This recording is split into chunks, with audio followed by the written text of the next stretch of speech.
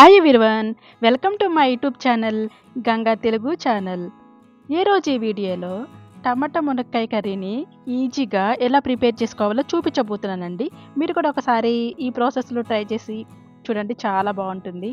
రైస్లోకి అలాగే చపాతీలోకి చాలా బాగుంటుంది. ఇప్పుడు ప్రాసెస్ చూద్దాం.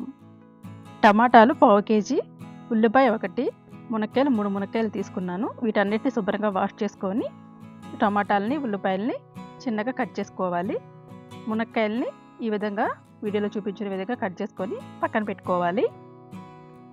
ఇప్పుడు స్టవ్ ఆన్ చేసుకొని ఒక గిన్నె పెట్టుకోవాలి. గిన్నె హీట్ ఎక్కిన తర్వాత 2 టేబుల్ స్పూన్ దాకా నూనె వేసుకోవాలి. నూనె కూడా హీట్ ఎక్కిన తర్వాత ఒక సన్నగా తరిగిన ఒక ఉల్లిపాయని అలాగే తాలింపు గింజలు వేసుకొని ఫ్రై చేసుకోవాలి. తర్వాత కరివేపాకును కూడా వేసుకొని ఫ్రై చేసుకోవాలి. తర్వాత ఆల్రెడీ మనం కట్ చేసుకున్నాం కదా టమాటాలు, మునక్కాయలు, ఉల్లిపాయను కూడా వేసుకొని అంతా బాగా కలిసేలాగా ఒకసారి మంచిగా కలుపుకోవాలి.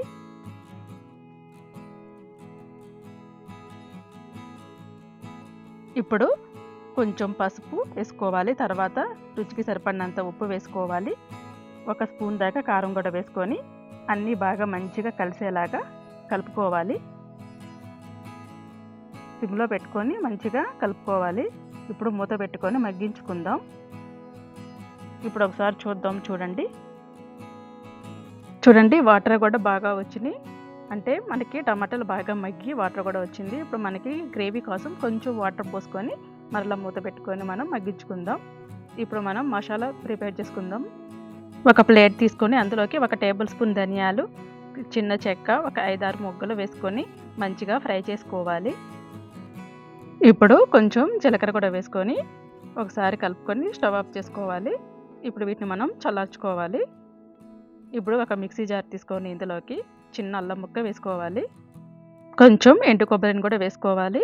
తర్వాత ఒక 10 వెల్లుల్లి రెమ్మలను కూడా వేసుకొని ఆల్రెడీ మనం చల్లార్చుకున్నాం కదా, ఆ మిశ్రమాన్ని కూడా వేసుకొని ఈ విధంగా మిక్సీ పట్టుకోవాలి. 1 స్పూన్ మసాలా సరిపోతుందండి. ఇప్పుడు ఒకసారి చూడండి ముక్కలు కూడా బాగా ఉడికిపోయినాయి. చూడండి ఇప్పుడు మనం 1 స్పూన్ మసాలా వేసుకుందాం. 1 స్పూన్ మసాలా సరిపోతుంది. మిగతాది మనం ఫ్రిడ్జ్లో స్టోర్ చేసుకోవచ్చు. అవసరమైనప్పుడు మనం వాడుకోవచ్చు.